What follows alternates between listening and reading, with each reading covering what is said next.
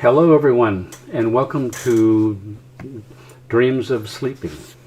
I thought I would use this particular mask because it has some cool dragons and clouds for eyebrows and dragons on his cheeks, and a good mask for my wall for dreaming and sleeping.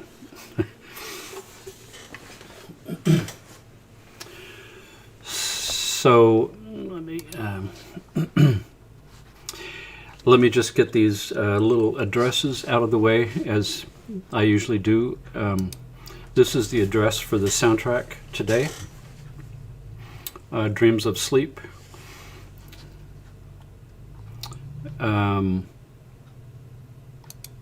This is the address for any questions you may have or comments about these live streams, anything that I've covered here. By this point, that's about everything, so any question you could possibly ask has probably been covered. This is where you go to find all the live streams I've done in the past up to this point. Pretty much my YouTube channel.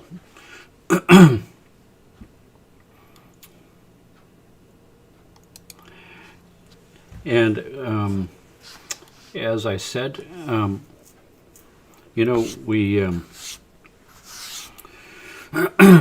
sleeping and dreaming is a good topic because we spend 1/3 of our lives sleeping and a good section of that dreaming. So sleep is part of the program. 1/3 of your life is spent there. Kind of an interesting idea to know a little bit more about what we're doing there.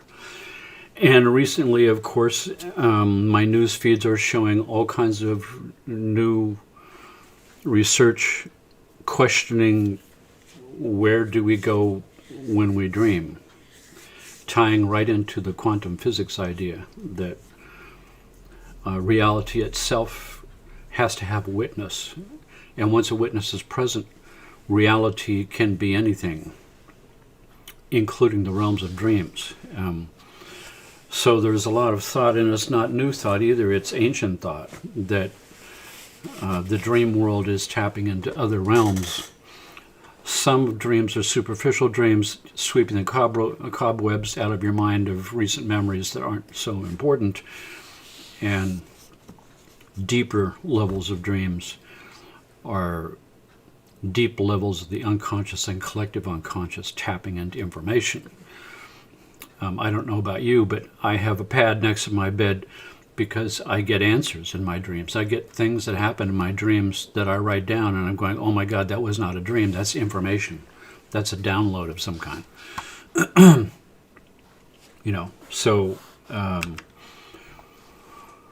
But 1/3 of your life, you're in this place. Not all of it is dreaming. Some of it is healing, recuperating, doing all kinds of various things. The brain is active during the dream process. And, the bigger picture here is that,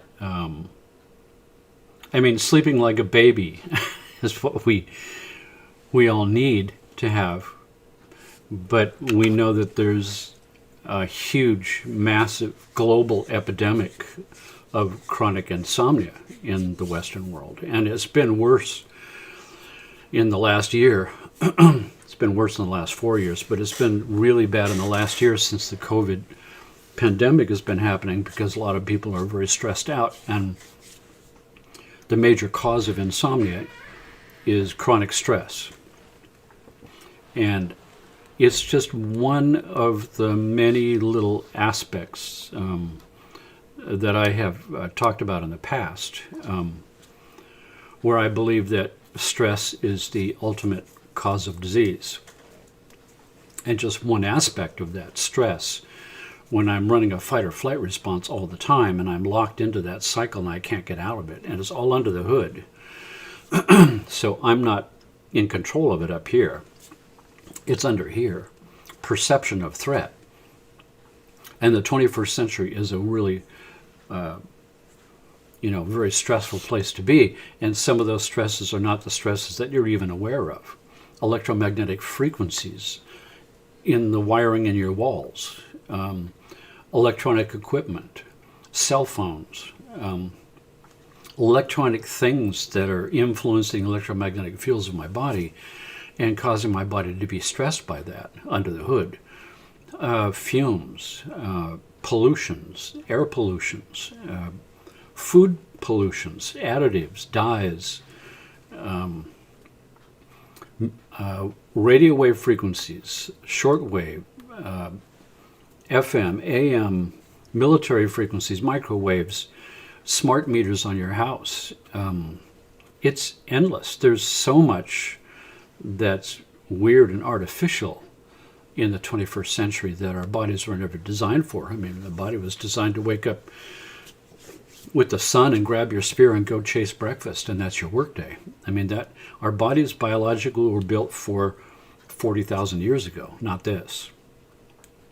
Slow, adaptive changes to the environment, and the environment changes over tens of thousands of years, not 150 years, not 200 years, like the 20th, 21st century. We've been catapulted into a world that's a marathon of stresses for a body that's still designed for a sprint. And therefore, we have this chronic epidemic of stress that affects almost the entire population of Earth.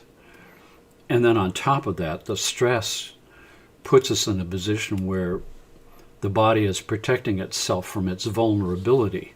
It doesn't want to be vulnerable, so the body starts to build in these self-protection mechanisms, and one of those is not allowing me to go to the deepest section of sleep, what's called delta brain sleep, the slow wave delta brainwave frequencies, where I'm the most completely asleep that I get at night, where it's difficult to wake me up. Lowest body temperature, lowest heart rate respiration, lowest metabolic processes. That's when the physical body is retuning itself and healing itself for the next day in that stage of sleep. And as we've seen from sleep research in general and from the research here at my company, CNR,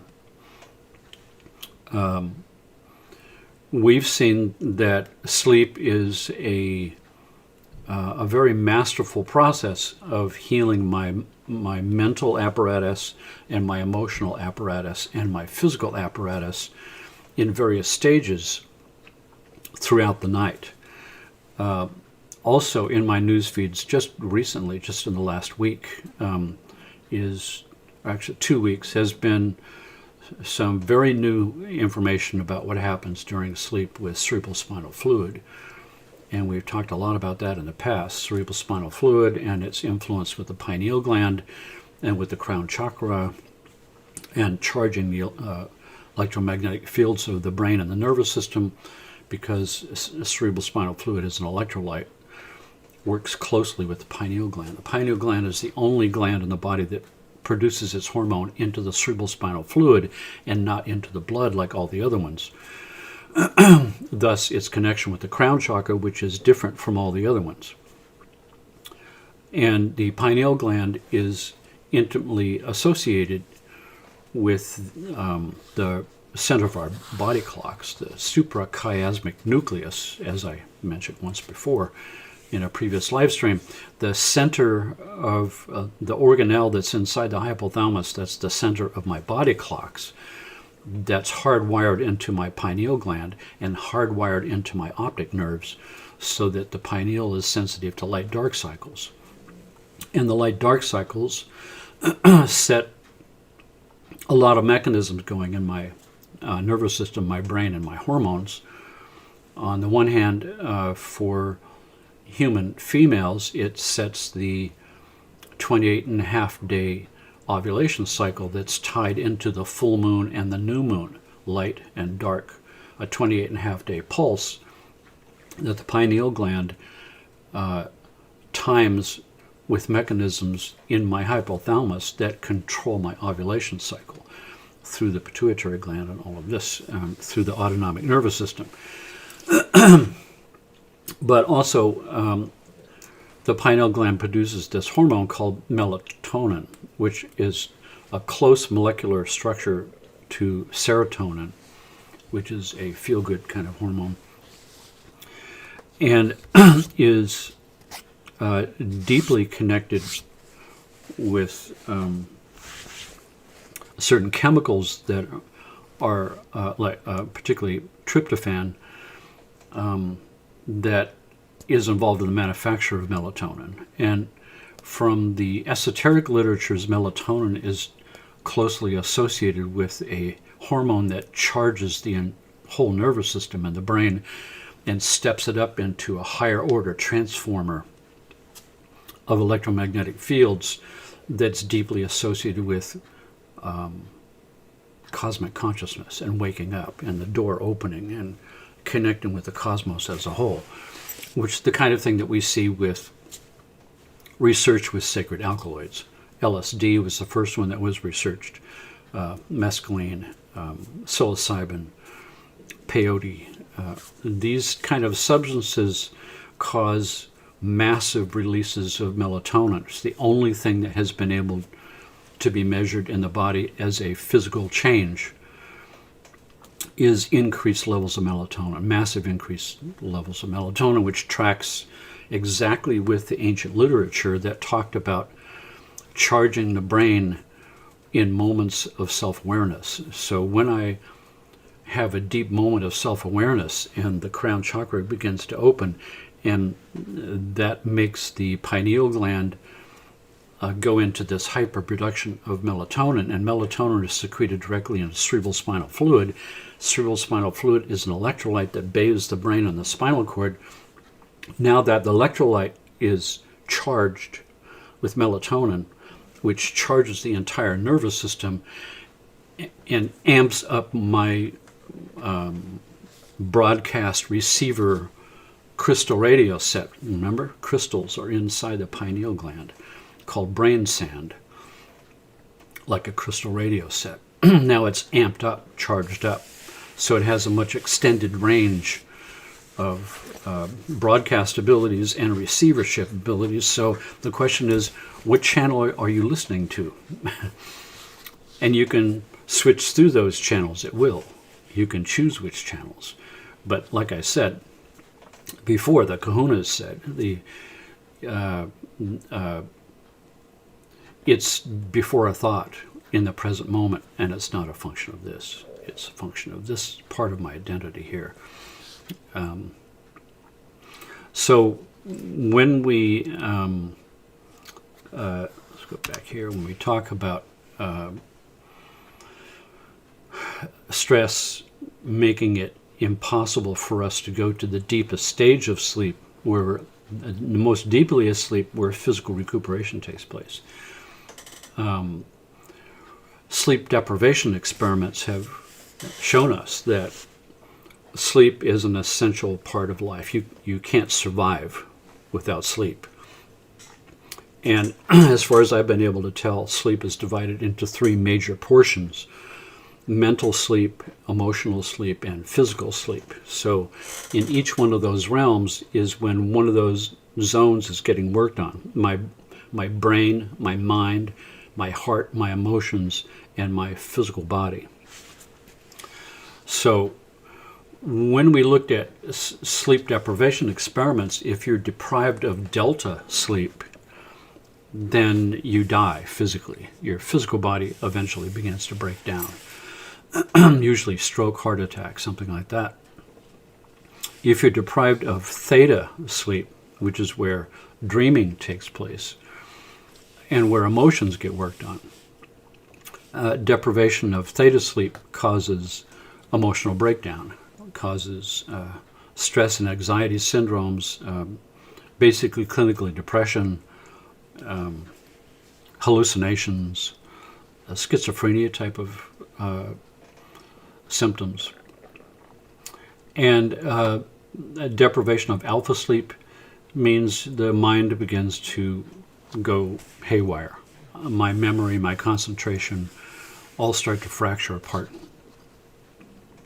So sleep is not just a convenience, it's a prerequisite for being alive.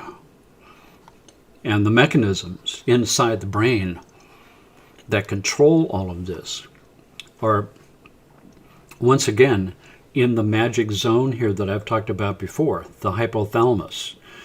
This little area inside the center of the brain where the autonomic nervous system is housed, where the neurons that control the sympathetic and the parasympathetic nervous system reside, where the suprachiasmatic nucleus resides, the little organelle there that controls my body clocks and ties itself to the pineal gland and to the eyeballs. So here's the hypothalamus here. Here's the pituitary gland is here, and the pineal gland is right here. And right here is what's called the thalamus, which is the major switchboard in the brain. All sensory information comes to the thalamus first and gets routed to where it's going to end up in the cortex. And vice versa. Signals from the cortex pass through grand central in the thalamus and then get routed down the spinal cord out to the areas of the body it's supposed to go. So underneath the thalamus is the hypothalamus. And it's composed of all these little organelles. And the sleep-waking area is the suprachiasmatic nucleus. And the organelles for the sympathetic and the parasympathetic nervous system, the anterior and the posterior hypothalamic mass, control all the processes in my body. But this is where we're dealing with today. We're talking about the suprachiasmatic nucleus, and we're talking about the cerebral spinal fluid. So here's the pituitary, here's the pineal gland. This light blue area is the cerebral spinal fluid circulating, and you can see the pineal gland is stuck right into a little pool here of cerebral spinal fluid, and it comes down and around the spinal cord, brainstem and spinal cord, all the way down the spinal cord, as you can see here, all the way down. There's evidence that it also exits out through the nerve roots, charges the entire nervous system. This is the article that's just come out in the last couple of weeks. We are brainwashed during sleep, and a new Boston University study reveals the first ever images of cerebral spinal fluid washing in and out of the brain during sleep. This is actually a little video, and this red and yellow and blue zones here is the cerebral spinal fluid, and you can see it washing across the brain. But check this out. New research from Boston University suggests that tonight while you sleep, something amazing will happen within your brain. Your neurons will go quiet. A few seconds later, blood will flow out of your head. Then a watery liquid called cerebral spinal fluid will flow in, washing through your brain in rhythmic pulsing waves. So we have to see where future research, I'm going to be watching my news feeds, because as soon as some article like this comes out, there's a string of research articles as everybody starts to jump on the bandwagon. But if of interest to me, this is the first indication I've ever seen that blood drains out of the brain and is replaced by cerebral spinal fluid. And remember, when I talked about this before, in the esoteric text, it was talked about a sacred, inside-out, sacred blood, like regular blood. But this sacred blood had a single organ associated with it, and its duty was to charge the brain and the nervous system during periods of time of high levels of self-awareness and awakening. And that's precisely what we see with a charging of the cerebral spinal fluid with melatonin from the pineal gland associated with the crown chakra, associated with personal awakening. So when you look chemically at cerebrospinal fluid, it is identical to blood plasma. So now, blood plasma is the basic fluid of blood without the red and white blood cells. So if you took all the red and white blood cells out of the blood, you'd have blood plasma, and blood plasma is indistinguishable from cerebrospinal fluid. Both are electrolytes, and the electrolytes of sodium and potassium are exactly reversed in their percentages between blood and cerebrospinal fluid. And so what comes back to haunt is the statements from these esoteric secret societies that talked about an inside-out blood circulatory system. And so inside out in the electrolytes is one thing. The fact that blood flows through hollow arteries and veins, hollow tubes, and cerebrospinal fluid flows on the outside of a solid nerve. That is inside out and backwards, because cerebrospinal fluid flows between the 3 layers of membranes that wrap around the nerves and wrap around the spinal cord and wrap around the brain. So it really is flowing on the outside of a solid structure where blood flows through the inside of a hollow tube. It is inside out and backwards. But now it appears that not only is the pineal gland and the suprachiasmatic nucleus hardwired together that control sleep and waking, and cerebrospinal fluid now is in this mix of the sleep-waking mechanism, where during the sleep process, cerebrospinal fluid is replacing blood and washing debris from the brain from the processes of that day's brain activity, which generates waste products. So we really are washing the brain in the washing machine with cerebrospinal fluid at night. There's another hugely important structure here in the brainstem called the reticular activating system. As we say here, is the gatekeeper to consciousness, spark of the mind. The reticular formation connects with major nerves in the spinal column and the brain. It sorts 100 million impulses that assault the brain each second, deflecting the trivial, letting the vital through to alert the mind. The mind cannot function without this catalytic bundle of cells. Damage to them results in coma and the loss of consciousness. So this area, the reticular activating system, particularly up here in the brainstem and in the pons, is a major active filter in consciousness and a major active filter in sleep as well. So when we look at the fact that the reticular active, the RAS, or reticular activating system, this kind of zone right here, this tan area, here's the pons, that's the medulla, and this whole thing forms the brain stem, and then only after it comes down to the bottom here becomes the spinal cord. But major tracts of information, sensory information that's coming up has to go through there, and information coming back down has to go through there. But once it comes up to the top here, this is the thalamus, remember? And here's the hypothalamus.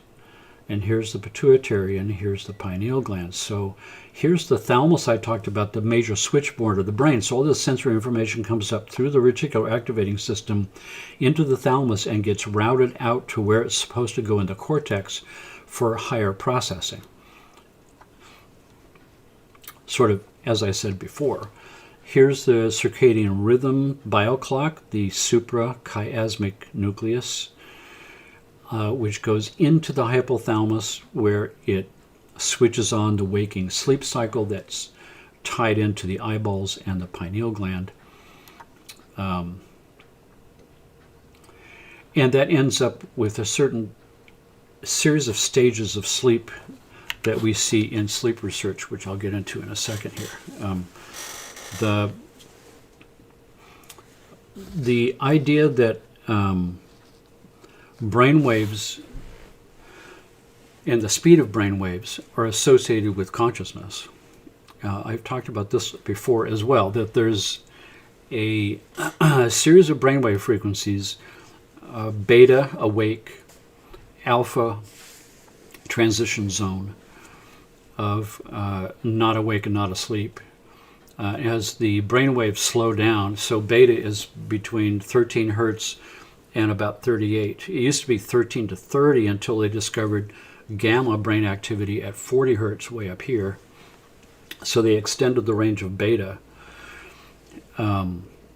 So beta goes down to 13, and at 13 we cross over into alpha, and alpha goes from 13, 12, 11, 10, 9, 8, 7, somewhere between 7 and 8 hertz, depending on which textbook. That's the alpha zone. And alpha is peripheral vision, beta is focused vision, and so it's more of a holographic mind function, a kind of pondering idea. You're not quite awake and you're not quite asleep. But as you get deeper and deeper into alpha, down towards 7, you're more asleep than you are awake. At the top end of alpha, you're more awake than asleep. At the bottom end, you're more asleep than awake. And then you cross over that 7 hertz brain zone, and you get into dreaming sleep.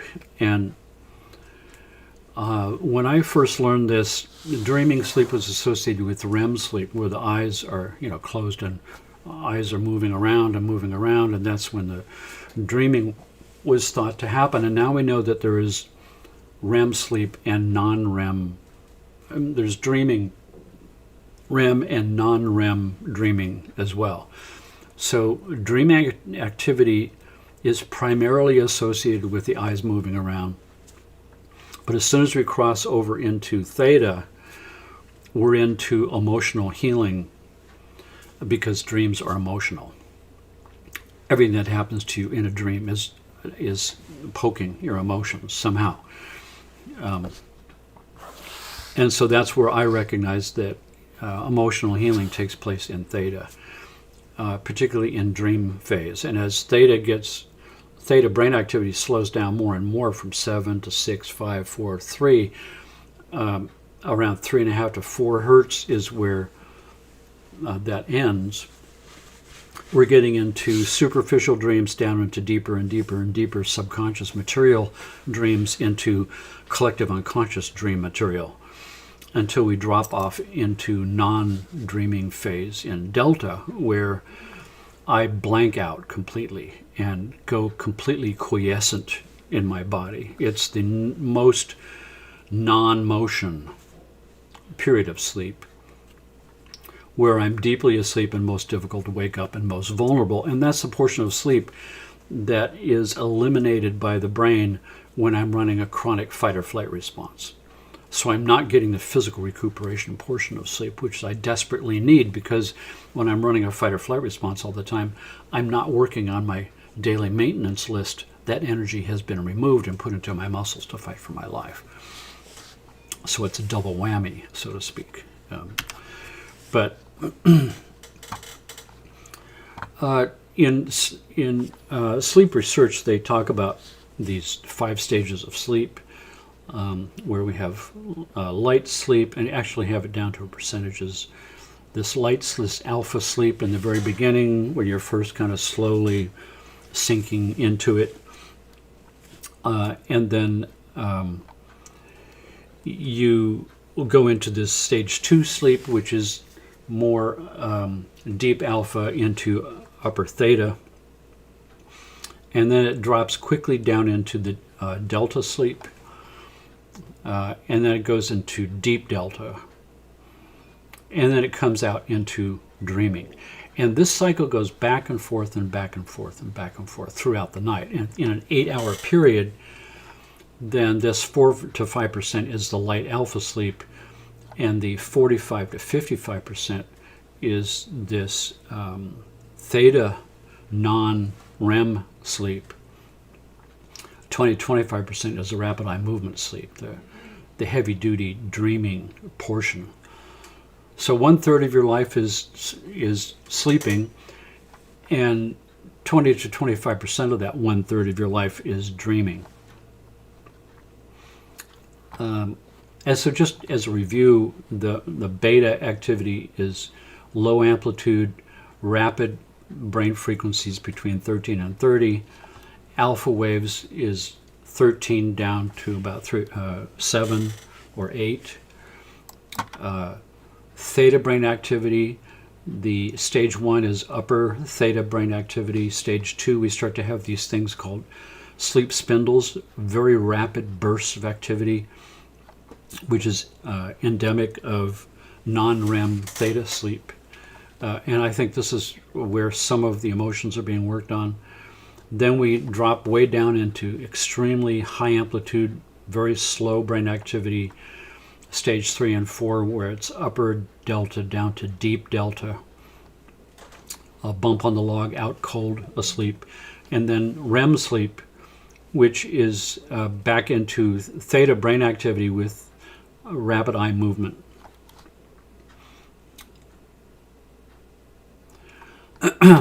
Here we are here again, where we're in this alpha stage, where we're kind of awake asleep, down into non-REM theta.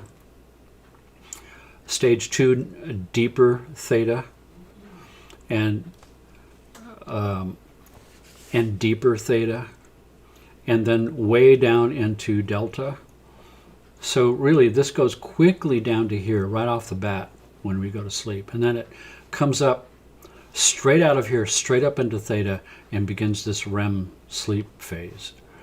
And it happens in these rhythms where here I am falling asleep in alpha, and I come into this alpha zone where it very quickly drops way down into the basement of the deepest delta. All happens within the first, say, 50 minutes. It's not even an hour. So this very quickly, within the first 50 minutes, goes plummeting down into the deepest depths, and then comes right back up again into dreaming, right back down again into the deepest part, right back up again into dreaming, and then the deepest part is finished by around 3 hours. You've got all the deepest level of physical healing in the first 3 hours, and then from then on, it's not the deep delta anymore. It's delta, but it's not deep delta. But you can see that every time we go down into this deep delta to get physical healing, it's pretty much 3 separate phases that's all finished by 5 hours. But every time we go up into REM sleep, the amount of time we stay there dreaming gets longer and longer and longer as the night goes on. So short dream sequence, longer, longer, and longer. And in here, we also have the possibility of coming out into higher alpha. But people who say I don't dream at night, that's because they wake up by an alarm clock. And the alarm clock pulls you out of your dream when you're, say, in any of these in-between phases.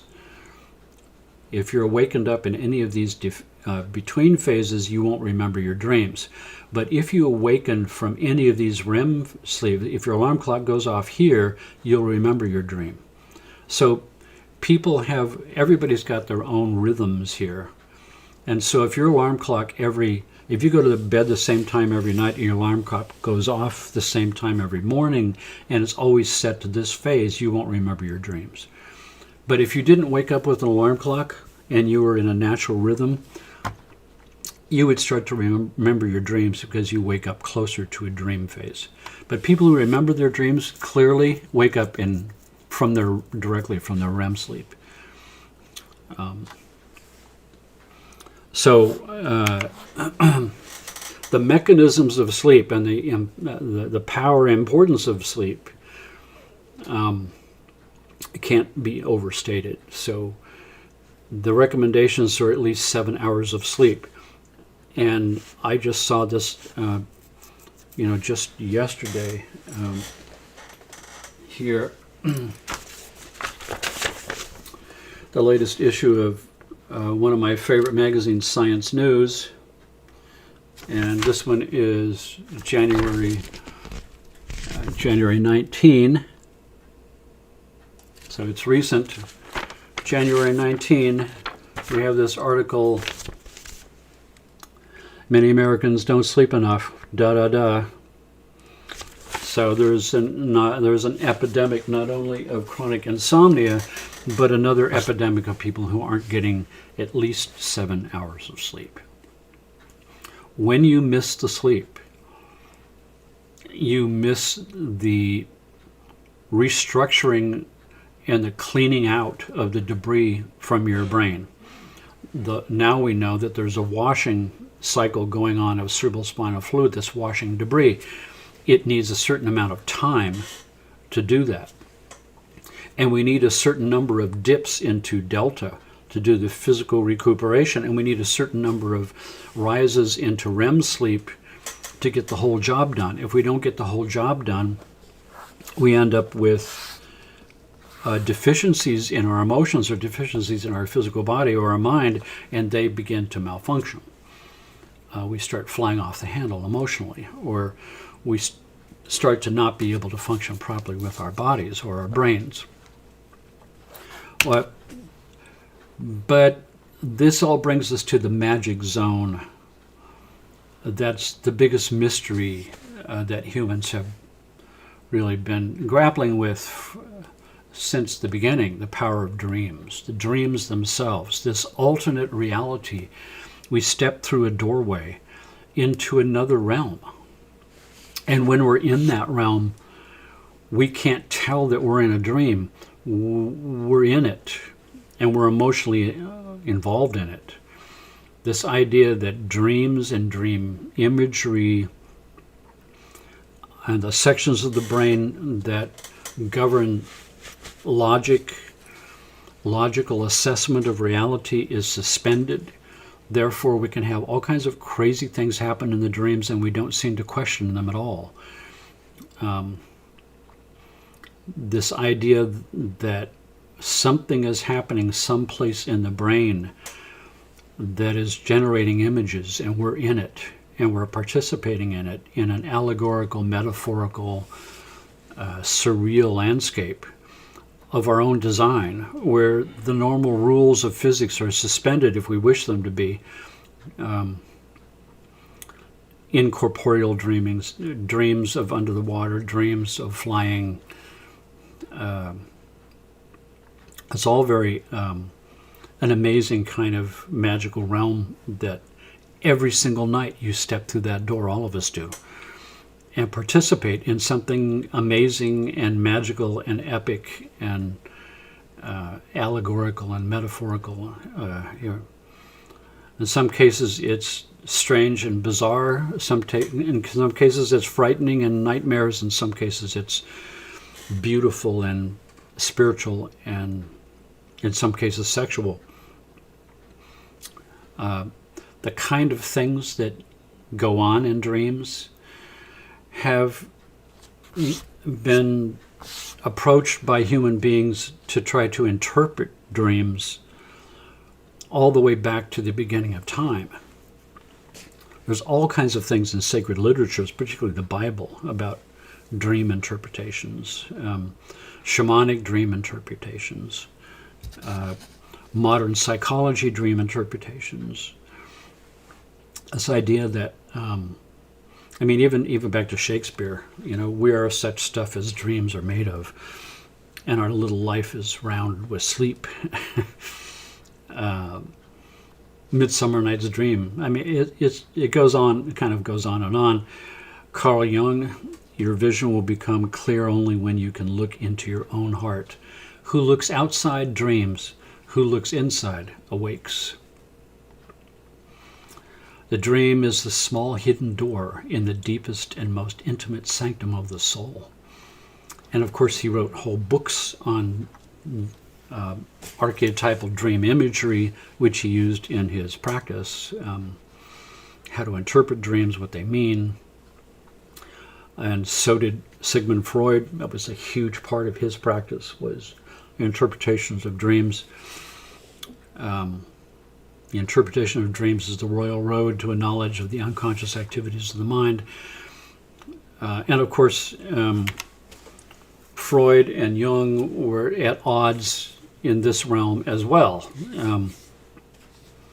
Carl Jung didn't buy the idea at all that that Freud's idea that dreams were sexual gratification. Everything had to do with pursuit of sexual satisfaction or symbology of sexual organs or frustration of that or whatever. And Carl Jung didn't believe that at all.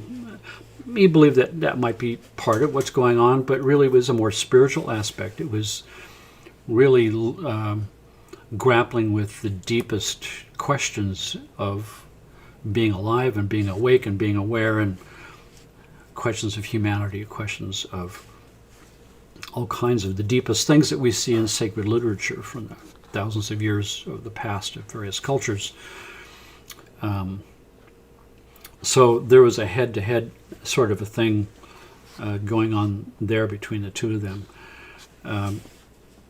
But the idea that we're dealing with traditional high-level spiritual organs, the pineal and the crown chakra, cerebral spinal fluid is a magical electrolyte that charges the brain during times of awakening to my true nature. And evidence of sacred alkaloids cause a massive release of melatonin, which does charge the brain and makes this whole thing happen with the pineal gland. And the fact that you can increase that by supplementing, with the major nutrient that melatonin is made from. And now the latest news feeds, here it is. I mean, this is January 18th, 1 year ago.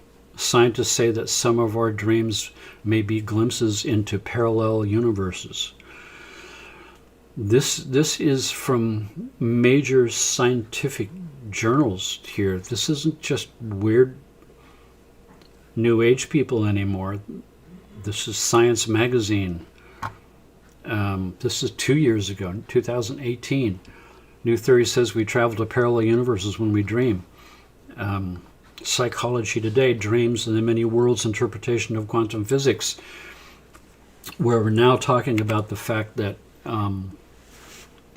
when we pass out of conscious awareness in this external realm and we arrive in the internal realm, is similar juxtaposition that we see in the Newtonian physics laws that seem to govern this external macro universe that we're familiar with, which all breaks down at the periodic table wall that I talked about in a previous live stream, where below that wall it's just letters in the alphabet. There's no sentence structure anymore, because the atoms is the smallest particle of a material matter that we can identify, an atom of gold. Below that, it's just protons, electrons, and neutrons, and quarks, and charms, and hadrons, and leptons, and rules of the universe, the quantum rules that seem to not obey the same kind of rules that we see out here in the macro universe. Macro universe, Newtonian. Inner universe, micro universe is quantum. And what these articles are talking about is that when consciousness is out here in the macro world, it's different than when we are on the inner world, that we may be in a Newtonian physics world here and a quantum physics world here. And down in here, where we talked about Schrodinger's cat paradox that was reworked by a scientist here in San Diego, Fred Alan Wolf, who took on that, where when the box is closed and you've got a living, maybe dead cat, until somebody looks to see it's not a cat. It's the next moment from now, with all possibilities spread out into an infinite field. And it's my expectation, and it's the group collective mind expectation of all of us that forms the next moment from now. So managing our expectation manages reality itself from a quantum field. And that may be where we are when we're in our dream phase. In our dreams, we may be teleporting ourselves into any of an infinite number of corridors of possibility of what reality could be. It could be anything.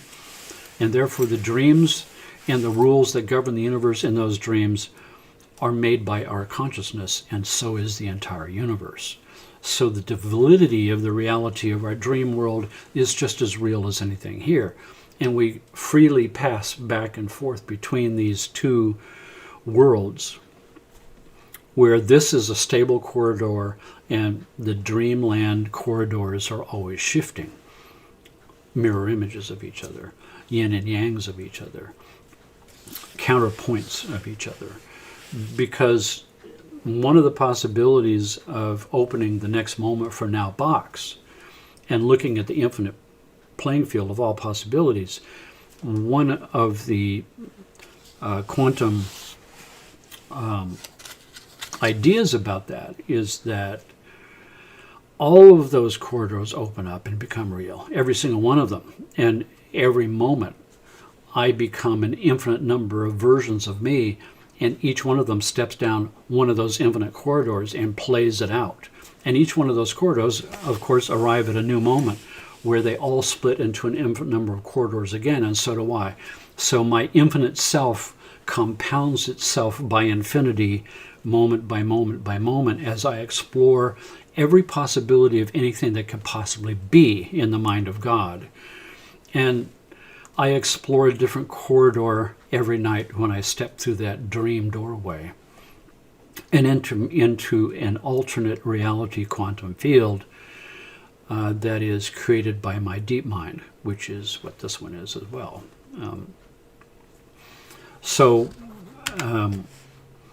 Welcome to what happens to you every night. The infinite number of corridors of all possible dimensions of reality is open to us as a possibility every night when you fall asleep. How's that for frying a few brain cells? But this idea that sleep is important and we should pay more attention to making sure that we don't cut that out as something superfluous, because there's important things that happen there. And a word about a practical word about the use of melatonin and trying to solve sleep problems, because I get these questions all the time from patients. So if you want to restructure your sleep, the first thing to do is get one of my CDs on sleep. So I've done extensive research into that, and one of the most famous one was the Delta Sleep System. If you go to my website and look at that, you play it at night after you turn the lights out, and you put the soundtrack on, and it does a brainwave entrainment thing and an acoustic pacing thing that drops your brainwaves down to the deepest part of delta, which is usually what's missing. So that's what we recuperate. But in order to handle your sleep is a regular thing. Melatonin's job in that is not to put you to sleep. What's happening is because the pineal gland is directly hardwired to the eyeballs through the optic nerve, and hardwired to the supracosmic nucleus that sets my body clocks, body periodicity, regularity. So the sleep-waking cycle should have a regularity. And if it doesn't have a regularity, it gets fractured pretty quickly. So really you should choose a time at night that you go to bed, and it should always be the same time every night. You shouldn't fracture or change that on the weekend. you should keep it the same all the time. The body can stand a certain level of variance. If the majority, over 80% of your sleep cycle, is always the same, you can cheat a little bit and get away with it. But the big recommendation, if you have an out-and-out chronic insomnia problem, is to make sure your sleep is always the same time, 7 days a week. So let's say we choose a time to go to sleep, like 11 o'clock, and half hour before 11 o'clock, we need to reproduce what nature normally does, because before electricity, you would go to sleep when the sun went down. You'd have a fire maybe to extend it a little while. But when you look at what's happening is the light levels from noon down to dusk are getting dimmer and dimmer and dimmer and dimmer, and the dimness is what's setting off the pineal gland and the suprachiasmatic nucleus. And as light gets dimmer, this is signaling the brain that it's time for the pineal gland to produce increasing levels of melatonin. As the light gets dimmer, the melatonin starts to go up. And so when it gets dark, the maximum amount of melatonin is going to be highest, and melatonin makes us drowsy. So starts this process of setting the system up in the hypothalamus, where the sleep-waking centers begin to turn themselves on. The suprachiasmatic nucleus only sets the timing mechanism for the drowsiness, and then a separate organelle in the hypothalamus sets the waking sleep cycle and actually turns that on. So if I want to manage my sleep in an artificial 21st century environment with electric lights and cell phones and televisions that have weird lights flashing, I need to shut all those off at least 30 minutes before I go to bed, before I hit the pillow with the lights out. So 30 minutes before, all devices need to be shut off. Televisions,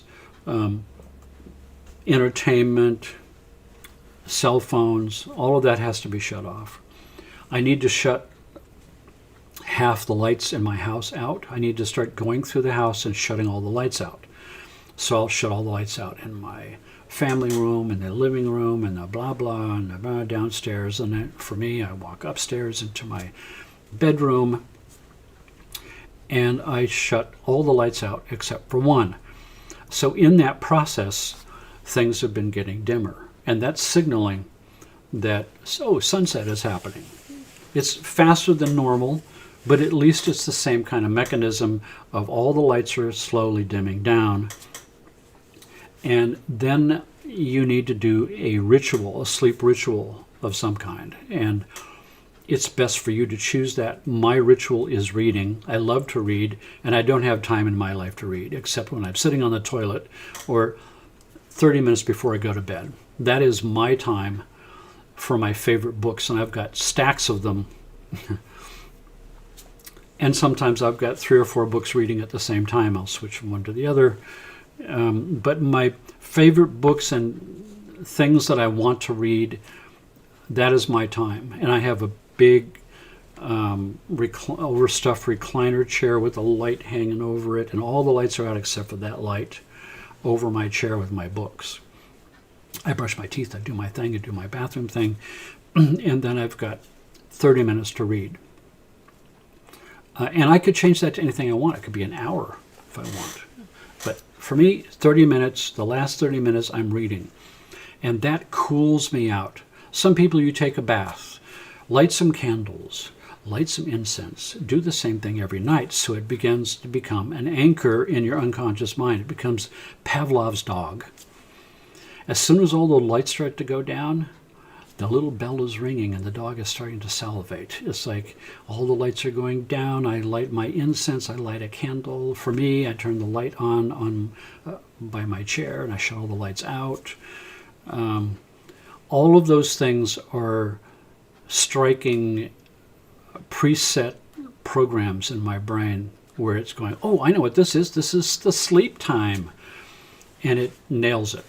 So then at the stroke of 11, if that's the time you go to bed, the stroke of 11 is the moment you turn the light out. And that's when you take the melatonin pill. You're taking the melatonin pill to lock in the timing mechanism of the Pavlov dog program that says, now we're going to go to sleep. That's what you're resetting with the melatonin pill. So at the moment the light goes out, I take the pill and then I lay down. And for me, I put on a soundtrack that I have created for helping my brainwaves go to sleep. And the best way to do that is to have stereo speakers on either side of your bed, so you're in the middle of this three-dimensional beatific sound field with the binaural beat thing going. That really solidifies and nails it. I can almost guarantee that 95% of all sleep problems, including malignant sleep problems that are a medical variety and not just insomnia, will be cured by that. Because they did research studies of my sleep programs, the Delta Sleep System, at the Royal Auto Sleep Research Center. And it was shown to be 95% effective in pathologic sleep conditions, not just regular insomnia, but unsolvable sleep conditions that could only respond to heavy medication. So I know this works. So don't let your sleep thing go. Make sure that you get at least 7 hours of sleep a night and that you create a routine if you're having trouble. Meantime, this is what the soundtrack is for tonight. Headphones, please. This is a dream track. So allow yourself to just let it all go. Let yourself go into a mind space populated with dream imagery and see what you come up with. It's also important to keep a journal next to your bed, because periodically there will be a dream that's not a dream. It's information that comes to you. It's important stuff. And sometimes it's resolved issues that come out in various puzzle pieces. And when you reassemble them by reading what you wrote down, it all starts to make sense. So here we go. Close your eyes. And here we go.